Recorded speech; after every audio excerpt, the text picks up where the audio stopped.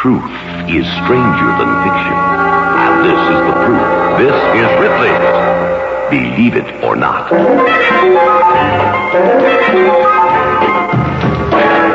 The Death's Head Moth was first seen in Blinkenwood, England on January 30th, 1649, on the very day King Charles I of England was beheaded.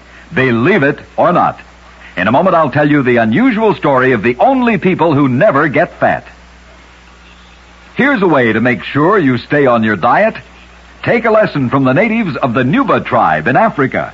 They cut small portholes as the only entrance to their huts. By doing this, they keep their families very figure conscious. Any member of the family who does not eat sparingly eventually will not fit through the small opening, and therefore is automatically barred from the house. Believe it or not. Truth is stranger than fiction, and this is the proof. This is Ripley's Believe It or Not.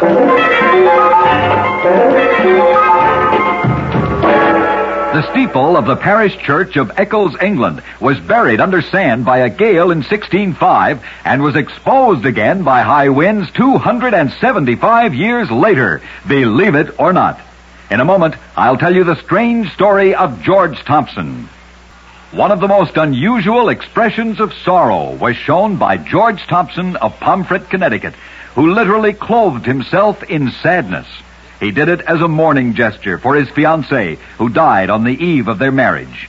As a constant reminder of his great loss, he wore the clothing that he had planned to wear on his wedding day for the remaining 30 years of his life. Believe it or not.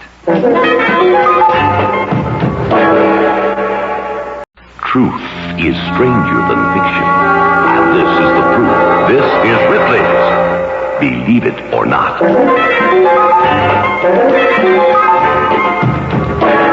A witch doctor in Angola, Africa, who wants to resign his profession, must attain an entirely new identity by wearing a mask day and night for a whole year. Believe it or not. In a moment, I'll tell you the weird story of a man who staged his own execution. Some men have been known to do strange things in the face of death, and Giuseppe Carracci certainly was one of them. Giuseppe was an Italian sculptor who was sentenced to death in Paris for attempting to murder Napoleon. He persuaded authorities to permit him to travel to the guillotine in the purple robes of a Roman emperor, and he rode in a golden coach which he designed especially for his own execution.